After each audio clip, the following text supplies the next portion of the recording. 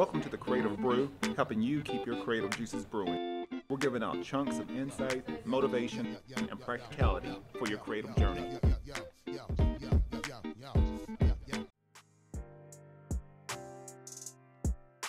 Welcome to a new episode of the Creative Brew, giving you insights on your creative journey. This episode is brought to you by some great partners of mine. First of all, Panels Comics and Coffee Bar here in beautiful, well, today is actually a rainy Oceanside, California. They have some of the hottest graphic novels and comic books out right now. They also have a wide assortment of merchandise, toys, as well as some back issue vintage comic books for all my little comic book nerds and collectors. If you mention the Creative Brew, you'll get 10% off of your next purchase. And also, too, you can reach out to them on Instagram or Facebook at Panels Coffee, or you go to panelscoffee.com for more information. My next partner is Elevate Coffee Trading, and if you appreciate specialty coffee, enjoy outdoor adventures, and love helping elevate the lives of children around the world, then you're going to love Elevate Coffee Trading. Their mission is to extract hope through love, coffee, and adventures. There's free shipping in the United States, and every bag of coffee helps sponsor health and education in coffee-producing companies such as Guatemala, as well as areas of need in the United States. You can follow their mission, follow their story on social media at Elevate Coffee Trading, and you can visit online at elevatecoffeetrading.com. And they actually have a couple of announcements. They actually have a virtual 5K race, Coffee Lovers 5K race that's going on between February 11th to the 14th. And so you can check out the website. They're partnered up with Run On and Fort Worth in the Texas area. And so they pretty much got a virtual race for all my running and coffee lovers. So you can get some race swag. You can support them with a raffle ticket, or you can do your own race. So you don't have to be there in Richardson, Texas for this. You can run your own race anywhere and track it, send it back. So, but there's more information. You can sign up on elevatecoffeetrading.com, and they've got all the information on that. So another partner of mine is Astropad, and if you're a digital creator like me, Astropad actually turns your iPad Pro into a professional graphics tablet. So with me, I can use Photoshop, InDesign, Illustrator, all my design tools right from my iPad. It actually creates a second screen and turns into another graphics tablet for me to use to actually work and fine-tune on various projects, especially if I'm doing retouches in Photoshop or working on logo designs and InDesign. Astropad actually is a real critical tool to what I do in my professional work. So you can check them out at Astropad app. Astropad HQ on Instagram and Facebook.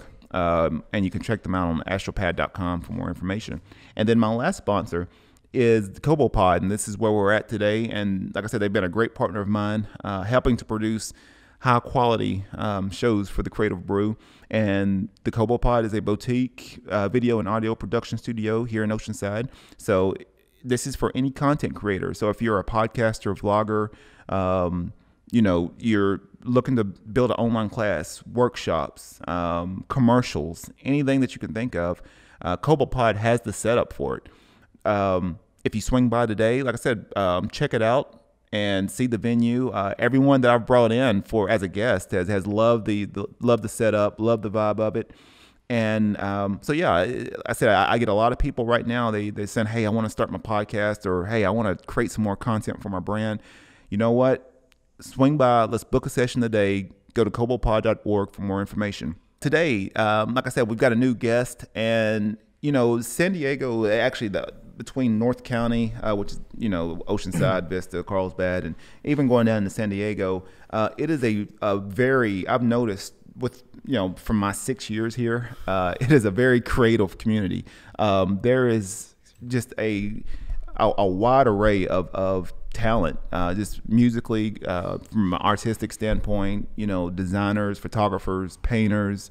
Yeah. It's wild. So I'm glad to, and this was my goal, to sort of bring on some new people, bring on other musicians, other creators, which I do, but it's always good to sort of find those hidden gems, per se. So today, bringing on Marlon D is his stage name, and like I said, he's a musician, producer. Like I said, he's from what I've seen, he's got a great vision, a great story for what he's trying to do, and like I said, he's definitely promoting a new album.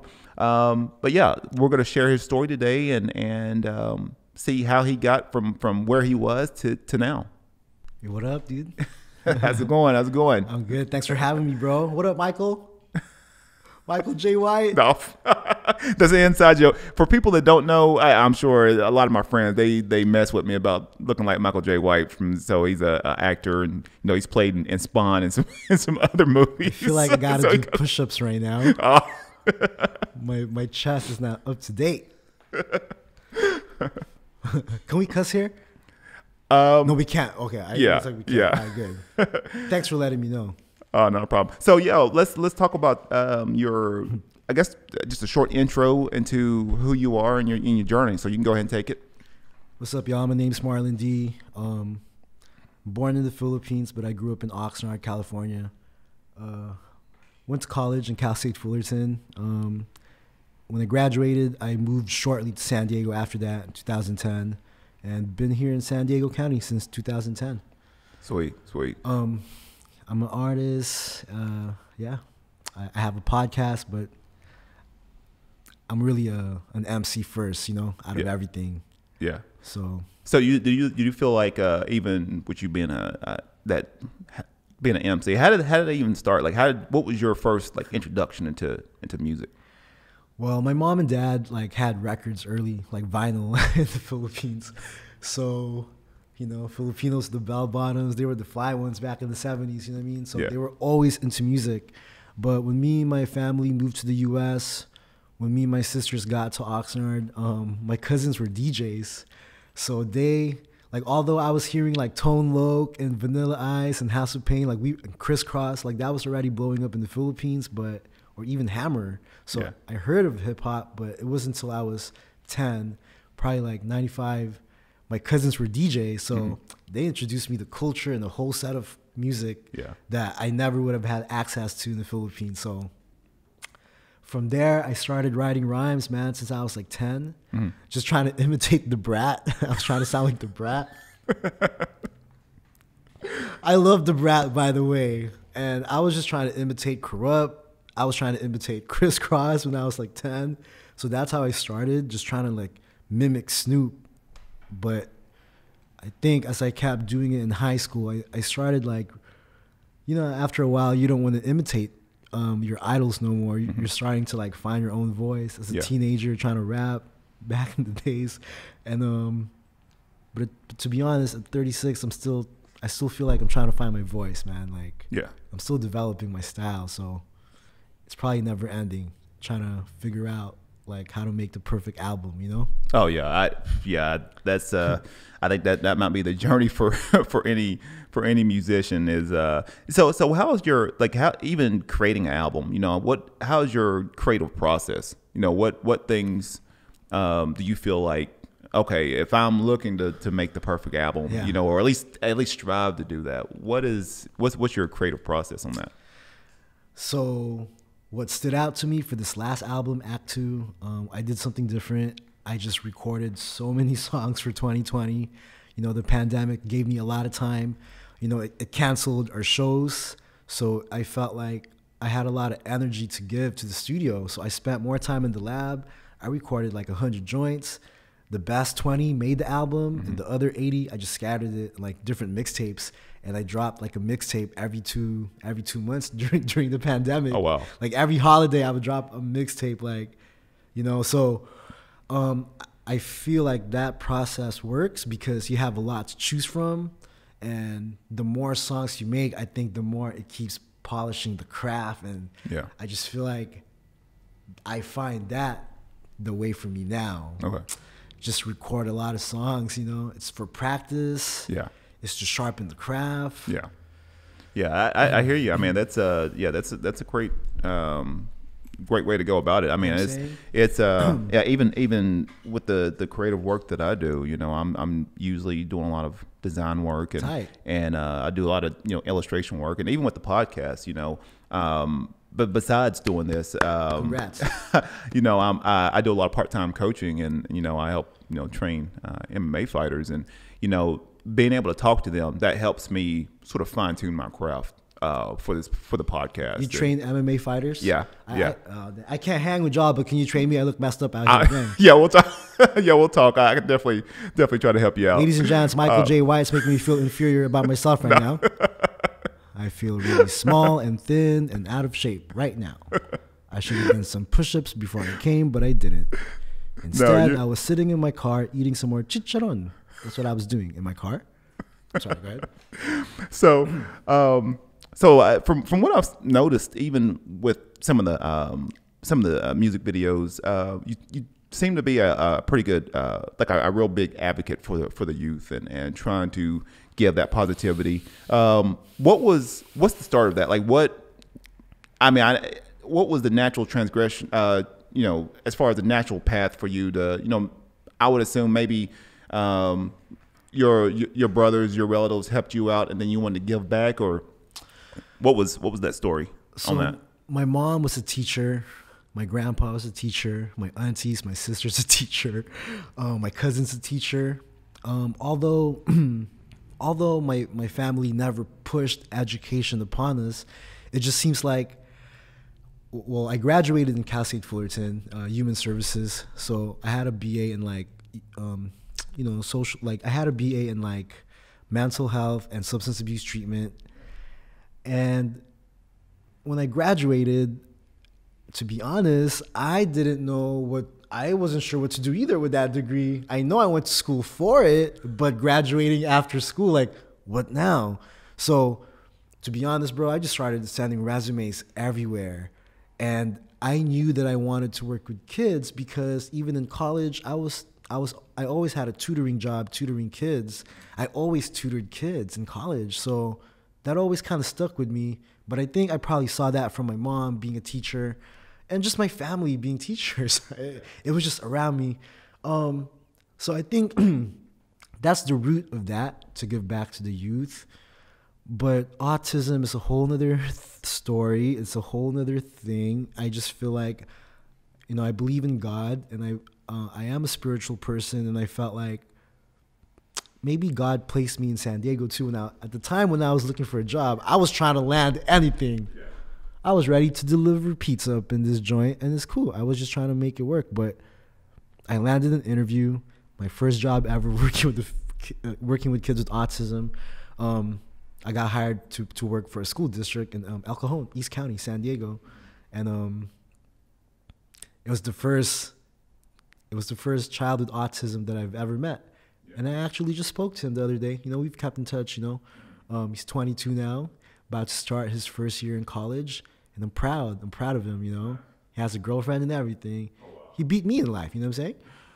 No, but I'm proud of him, and I've dedicated a good amount of my life, maybe 11 years now, doing behavior therapy for kids with autism, and also doing home care for kids with autism, tutoring kids with autism. Mm-hmm. So even with that, I mean, what are the challenges? Like I said, I've never dealt or experienced that. I know just from offhand experience, people had struggles with that. What's been has it been, I would assume it's been enjoyable, but what has been the things that you've had to adjust, perhaps maybe within yourself, to be how do you, help out a kid like that? So with autism, this is just so we do ABA therapy. Mm-hmm. It's a treatment on how we can at least manage the behaviors, try to lessen the behaviors. Yeah. But it's not going to work without consistency, mm-hmm. Yeah. It needs to be applied daily, consistently. Mm-hmm. We work on everything from behaviors, daily life skills, how to be compliant in the classroom, mm-hmm. how to start a conversation, end the conversation, how to show respect to others, how to read social cues, everything. And it's not just academics, Yeah. We're teaching them how to function independently in this society as much as possible. And as the years go by, the problems become different. You know, behaviors differ. You know. Yeah. And every child is not the same. You know what I'm saying? So, autism has taught me a lot about the mental health field and about children and the other factors that influence the child, like home factors, stuff like that. You know what I'm saying? There's a lot that goes in on, even though I don't have kids of my own, but just working around them for so long, I feel like I've been raising kids for a living for a while, man. So me too. Where you got kids? Yeah, I've got 2 sons, got 4 grandkids. What? And time out. So, did he say you got 4? Yeah, it's actually from my oldest stepson, and he's got, like I said, he's got kids. So been married for about 17 years now, and but you got like a grandkid out of your own. No. Oh, wow, I was gonna say no. I was like, you look like you're. But I'm 36. He looks like he's 30. Yeah, but I can't. They are my. I've raised them up since they was little. Good job, man. Since they was babies, Good job, you know, they. It's yours. It's your grandkid. Yeah, all of them are on group text with me. We talk constantly. So Grandpa will whoop yo. Yeah, I've been beating them up. a little bit, but I definitely know how that feels. Like, you know, you just. It takes honestly it takes a special person to not really have your own, but to be able to raise kids and be in that environment to where you're teaching kids.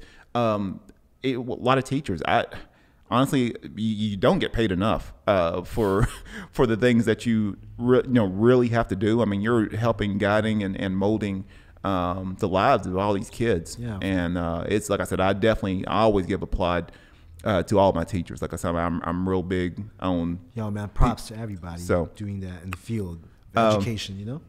So going back, just circling back around to even your music, I heard you got a new album out. Yes. Talk a little bit about your album. So the album's called Act 2. It came out August 2020, 20 songs. The first single's called Change Is Gonna Come. And so that's the first music video that we put out in October. And the plans of doing more got a little delayed with the COVID and everything. Never really got a chance to do shows for this album because everything's canceled. But I did get a chance to really promote it on a lot of podcast platforms. And I started my own podcast. And the music, I titled it Act 2 because I felt like, life's changing, the world's changing, and American society is we're turning a point, Yeah. We're turning a corner right now, and I just feel like everyone could use a change. And the name of the first single is Change Is Gonna Come. Sometimes in life, I feel like even us personally, like we all could use a change, Oh yeah. We all could change. Yep. We all need a change sometimes, and we can stay in our comfort zone for years, and that's not good, So the album's personal, but I believe it's also political and spiritual. I touched on a lot of aspects that us Americans are thinking. Yeah. Yeah. Sometimes rapping has always been an outlet to like express myself and say what I really wanted to say. Yeah. Over beats though, let it rhyme. You gotta let it rhyme, But it means a lot to me. It's my 10th official album. I've been dropping albums and mixtapes every year since 2006. Wow. If I didn't drop an album, I definitely dropped a mixtape. So I've just been in a constant grind trying to figure out how to make like the best albums that I can make, and I took a little year off, like from 2018, 2019, I pursued theater, acting, I did some indie films, short films, but the whole time I was doing that, I really just took a break from hitting the road. But I always went back to the studio. Yeah. I was always recording in the studio. And that's how I got 100 songs done. Like, wow. I was surprised how much I got done pursuing acting. It was weird. Some people told me, like, yo, watch out. You might just, like, forget about rapping and not come back to the studio. But it actually worked the opposite. Like, yeah. The more I spent time in the studio, it was, life's crazy. Yeah. You don't know till you try. Yep. And you don't know you don't really know what you're capable of till you try, Yeah, I think last year was definitely evident of people wanting to make that change and sort of seeing like just the things that they value in life. Yeah. It's just like what do you really value?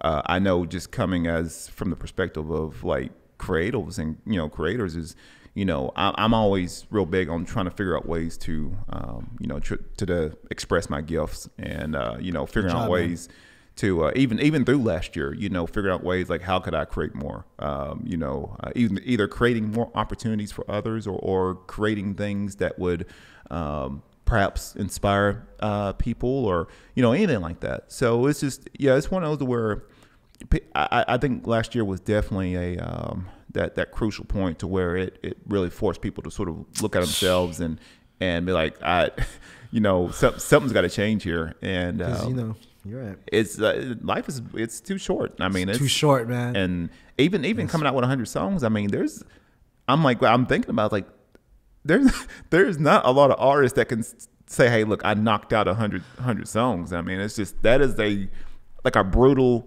just a maniacal consistency that's that's amazing to me, and that's coming from my athletic background and from a training standpoint is like that consistency. That's what kills people. Like I look at emceeing like basketball. Yeah, you just have to keep shooting. Yep. Every song's a shot. Every verse, every rhyme is a shot. And you're constantly working in your game to get better, and that's how I see emceeing. And it's not something that you can pop in and out of every 3, 4, 5 years. It's just not like that. Yeah. We know what happened to the rappers to come out every 4 or 5 years. And the only one that's really been consistent are those who never took years off. Yeah. And so I'm always, at this point, I'm 36.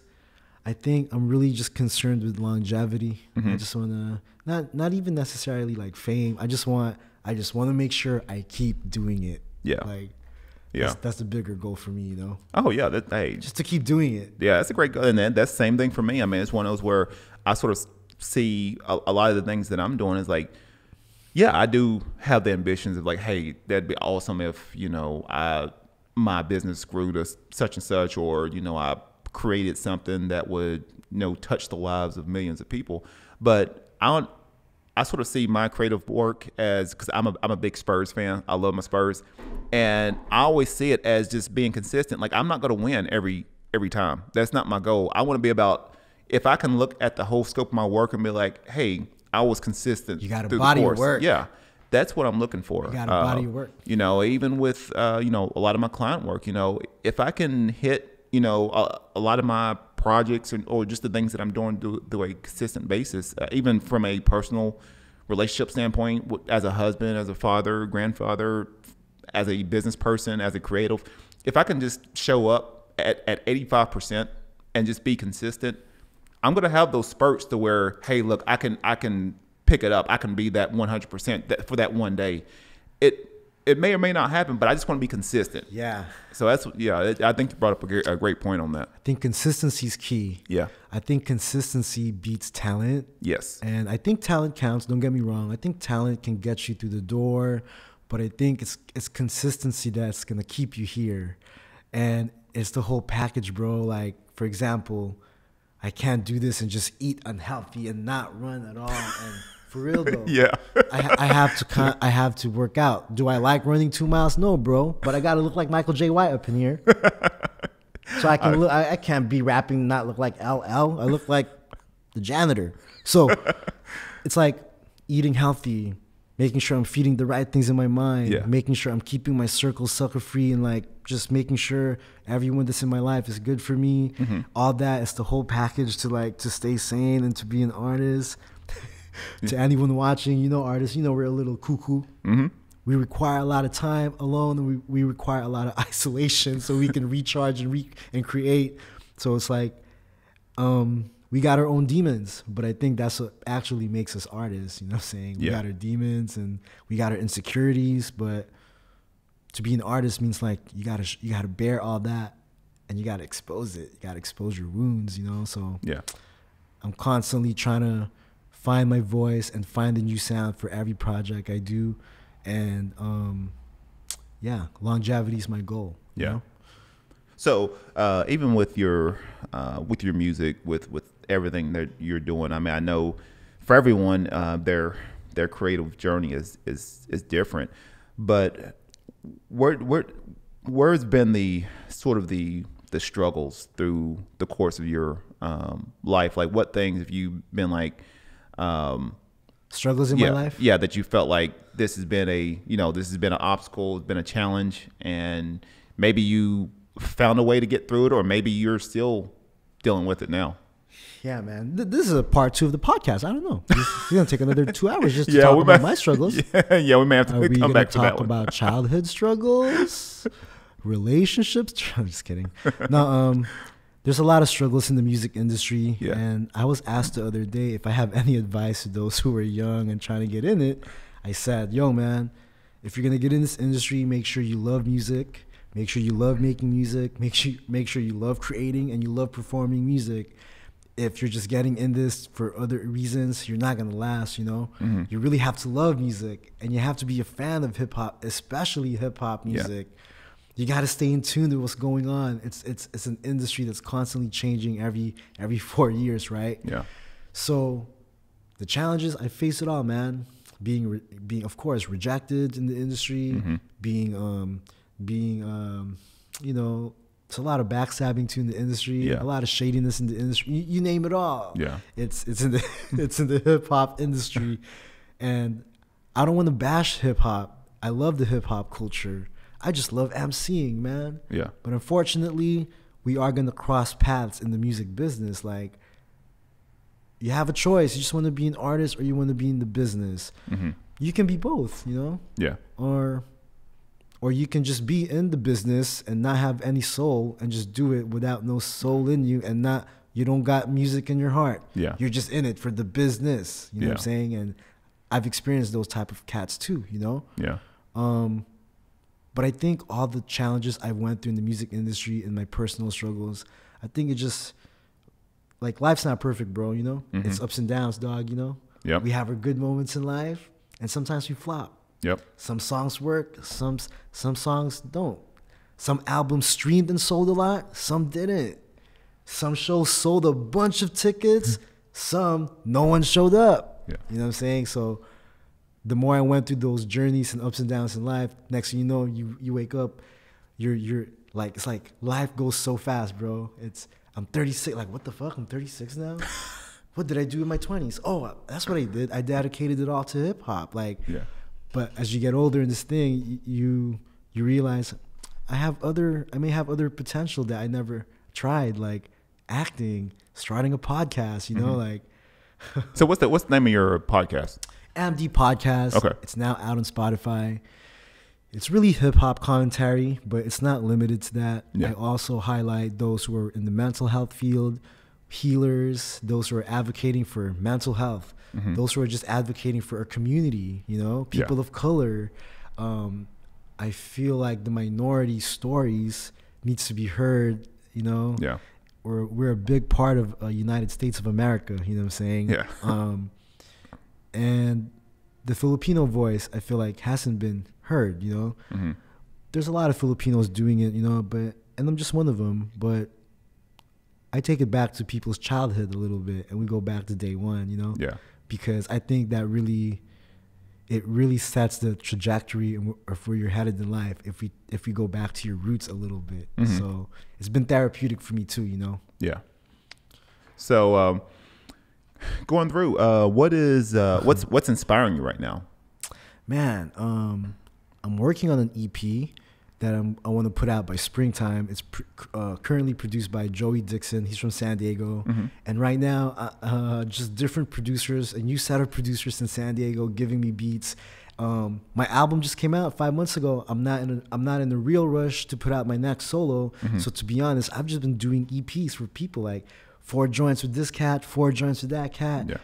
Let's make EPs just to keep it bubbling, just to keep music out there, mm-hmm.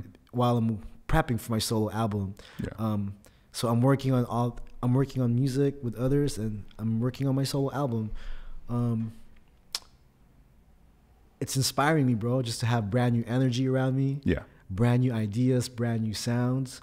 I've been really inspired by the healers I've interviewed. Mm-hmm. I just think trauma and and pain, and it's always been a part of my music. Yeah. And when I'm interviewing these Reiki healers on my podcast, I realize, bro, like mental health's a real thing. Yes, it is, bro. I don't know what type of America our parents, or what I know like in the time, the generation before us, bro, like our parents, whether they're from the old school Philippines or here, I know they went through a lot of stuff. Yeah. I almost slipped. No, you good.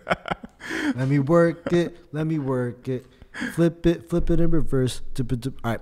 So I feel like our parents went through a lot of trauma. Yeah. And I know they don't talk about it a lot, but of course they took it out on us sometimes. Mm-hmm. Maybe a lot. Maybe half of our childhood they took it out on us. And I'm trying to understand myself a little better now, bro. Trying to be a better man, you know what I'm saying? Trying to get healthier, mind, body, and soul, you know what I'm saying? Yep. And I feel like that's my main goal. Like, how can I be a provider for a family, and I don't, no, I'm not married or kids or nothing, but to prepare for that, it's like I'm not ready in so many ways, but at least I recognize that, just. Hey, I'm going to tell you. Trying to get better at it though, bro. From experience. I've been wilding out for so long. I need to chill. Hey, there is no manual on the parent on the parent handbook. I wish there was a manual for it. It's one of those where I tell myself that now. I mean, I go back and, I was like, man, I really wish I would have sort of changed that about me. But it's a process. It's one of those now, you live, experience it, and you grow from it, and you become a better person for it. And for that, like I said, and whenever you're, have a family of your own, it's one of those where, okay, now you can go from experience and be like, okay, this is how I want to, want my family to be, and my kids, how I want to, respect them, how I want to, teach them things. Raise them, yeah. And that's the thing that sort of concerns me. That's something I'm real big on, is just like, even with the things that I'm doing, I'm looking to try to leave a legacy. I want to say, hey, look, I'm not a rich person, but I can give you all my knowledge and wisdom, and be like, hey, this is the things that I, learned through the course of my life, and I want to give it to you, and hopefully you can make this, make this society, make this planet a better place for future generations. So. And sometimes we think about wealth like money, and sometimes we can be wealthy with money, but we're not wealthy here. We're not wealthy in your soul. You know what I'm saying? And in such a capitalistic country, you know what I'm saying, especially with what happened in the pandemic, a lot of Americans got laid off.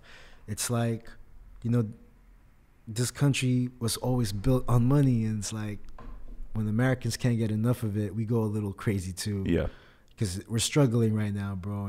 It's a struggle in this country, and I'm gonna be honest, bro. That's all I've been rapping about. What's going on around us? There's so much craziness and madness in all levels of the U.S.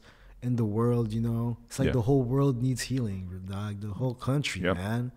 The whole country. We never got a chance to take a break. It's like one after the other. And these times I do get closer to God, and I do believe in the higher source, man. Oh yeah.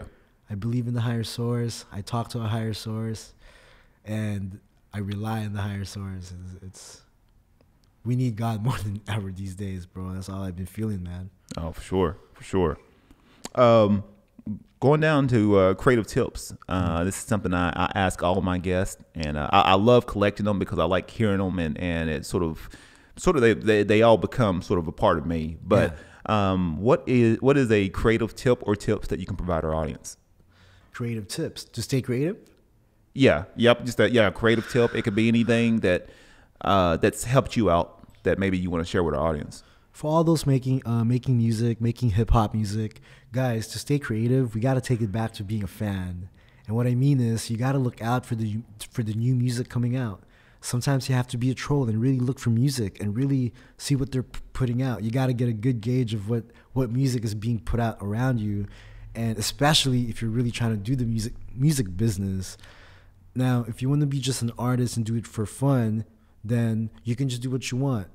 But as you get older into this, you're going to find out that the more you believe in doing what you want, you don't gotta chase these people. They're gonna come to you, you know? Like you're gonna develop your own audience just by sticking to your guns. Mm-hmm. And for others who are creating, I feel like you do need breaks from creating. If you're not feeling it no more, step away from it for a while and just come back. But you do gotta take care of your health though, because sometimes creating can be stressful. You can take it to the heart because you're such a perfectionist, but it's the detail that counts though, you know, and I get it, you know, I'm detailed and I get it, guys, but you got to take some healthy breaks from creating.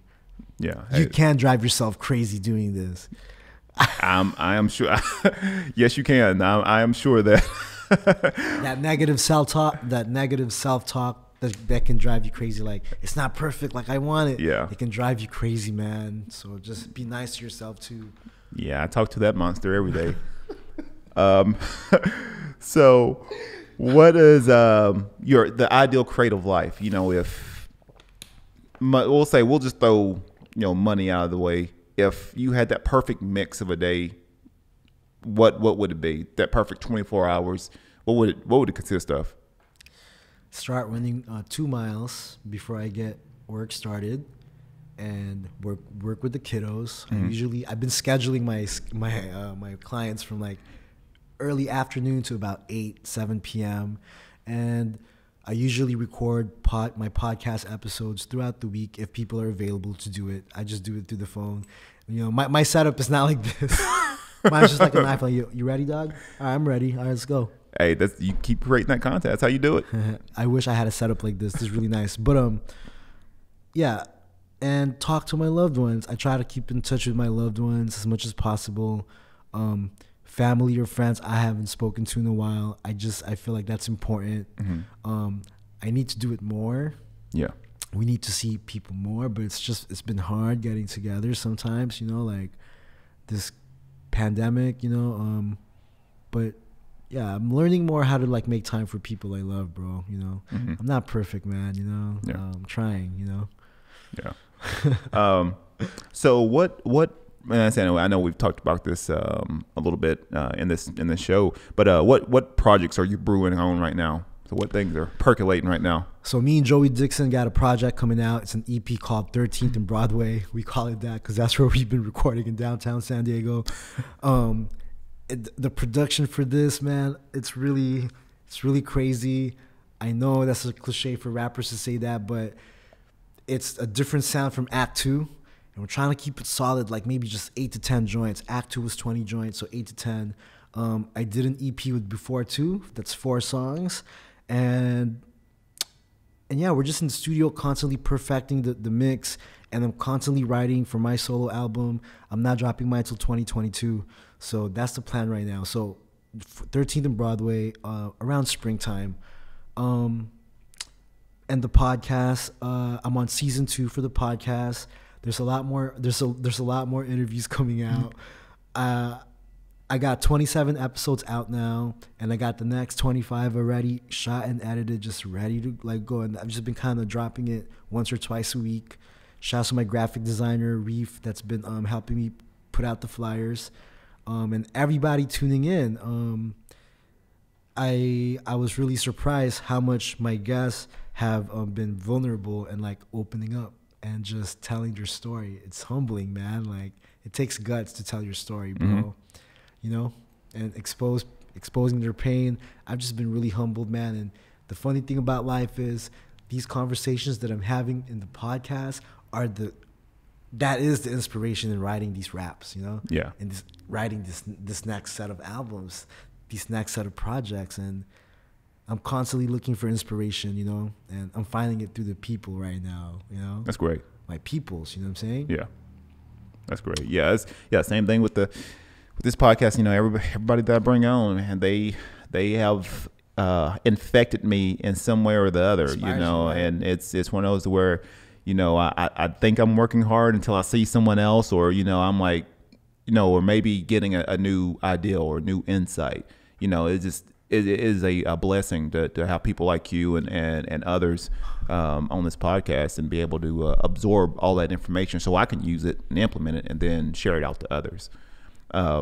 So how can people reach out to you, get buy some of your music, support you? What's the best way to get in touch with you? So my latest album, Act 2, is now available in all digital stores, digital platforms, and my catalog from 2005 to 2020 is also available in iTunes, Apple Music, Spotify, Tidal, and mcmarlond.bandcamp.com is my website for all my albums and mixtapes too. You can purchase it directly there too, or you can stream it online. But if you want to purchase it at my website, that'll help a brother out. You know what I'm saying? My podcast can be found on Spotify, Apple, MD Podcast. You can find me on Facebook, Marlon D, Instagram at MDLens, MDLENS. My new music video, Change Is Gonna Come, is now on YouTube. And thanks to everybody that's been helping me. Like being an indie artist, dog, it takes the people to make this happen, And people like you, bro, will always be a part of my journey. And I always keep in touch. It's like, yo, man, that's a good dude, and I gotta have you, bro, on my platform. You know what I'm saying? Yeah, for sure. And and I want to know about your story because I know that you got one. You know what I mean? Yeah. Because people who are in shape and handling things, running business, that they're focused and they understand consistency. Yeah. It's something to be spoken of. That's it. And Twitter. Oh yeah, I don't really use Twitter, but Twitter at mcmarlond. So. Okay. Hopefully, we can connect, guys. Oh, and I got a movie out on Amazon Prime called The Year I Did Nothing. What? So I did an indie film in 2019, directed by Ana Barreto. She's a Filipino filmmaker. And it got out there in the indie scene, in the indie route. It got out there in Guam, PBS Guam. And we were premiering it all over Seattle, Cali, and even North Carolina and New York. And we got it out on Amazon Prime, and it's a story about a Filipino family who immigrated to the U.S., and it details what Filipinos go through to come to the U.S. To get officialized and stamped, and the passport and the visa, like what we go through, bro. Yeah. And I had like maybe 5 to 7 lines in my native language, Tagalog, but I was really happy for the opportunity. So we've also been promoting that on the indie tip, I really miss the shows. Hopefully we can rock shows soon, man. Yeah. I think I think the way everything is sort of hopefully settling down, I think there's going to be some more event venues and things opening back up. So that's what I'm hoping. America's ready, like. Yeah, I'm telling you, it's once it says, hey, open them concerts, open, them tickets are going to be flying off the shelves. Let me ask you something, bro. I want to learn from you.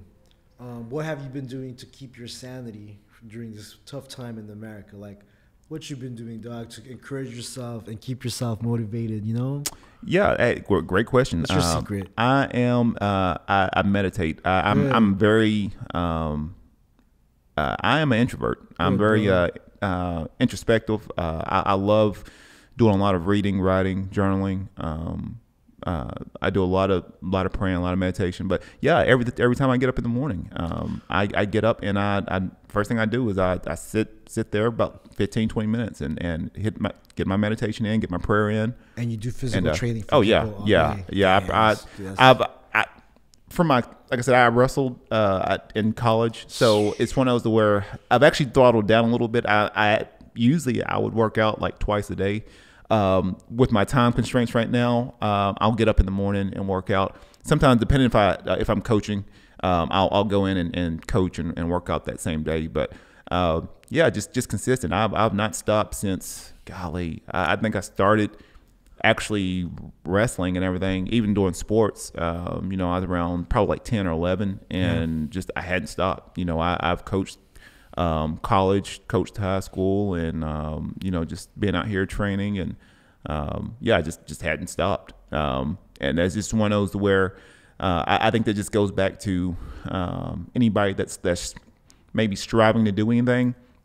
Never, you're the author of your own story. Never let anyone else get that pen and write what you're supposed to do and what you're supposed not to do. So that's something I'm an advocate for. It's something I want to sort of share out to other people, is that, hey, no one didn't ever tell you didn't have to stop. When you hit 40 or 45. Nah, man. No one said to stop. Nah, man. So you told yourself to stop. Exactly. People told you and you listened, So that definitely meditation, prayer, and honestly, I found I had more joy giving back to others. Even doing this podcast, giving to organizations that dealt with hunger, that dealt with the arts. Here, shout out to Studio Ace and Hungry for a Day, that's in Atlanta, Georgia. Studio Ace is in Oceanside, California. Here in town, that's a arts organization. But yeah, gave my time and money and doing this podcast and bringing on people. I easily could have been like, well, COVID hit, I'm just gonna stop it until you kept doing your thing, man. So right now, the things that are happening in my life right now is evident of the things that happened last year and the seeds that I planted for that to happen. And you just have to be bold and courageous to do it. Got you. So that's what I can give. Hopefully, whoever hears this is, hey, be bold, live courageously, and quiet your mind. Because, like I said, those monsters will talk to you daily, and they will tell you things that, it's easy to give up, easy to say, hey, maybe I just need to pivot and go, just stop what I'm doing. No, just keep going. So that's what I can give. That's what helped me out. It kept me sane and kept me, because it was rocky, from a personal and business standpoint. But you just learn to, if you're on a ship, it's going to be rocky anyway. You keep going towards that destination. So, and guys, the keyword's try. Yeah. You got to at least try. Yep. And guess what? You're going to find out if you're good at it or not. Yeah. And even if you feel like you're not good at it, guess what, dude? Guess what? You got to put in work to get good at it. Yep. That is a fact. Too many people give up too soon. And if you are good at it, if you find out you are good at it, guess what? You're going to keep doing it. Yeah. So you just have to try, man. You got to try. Yeah.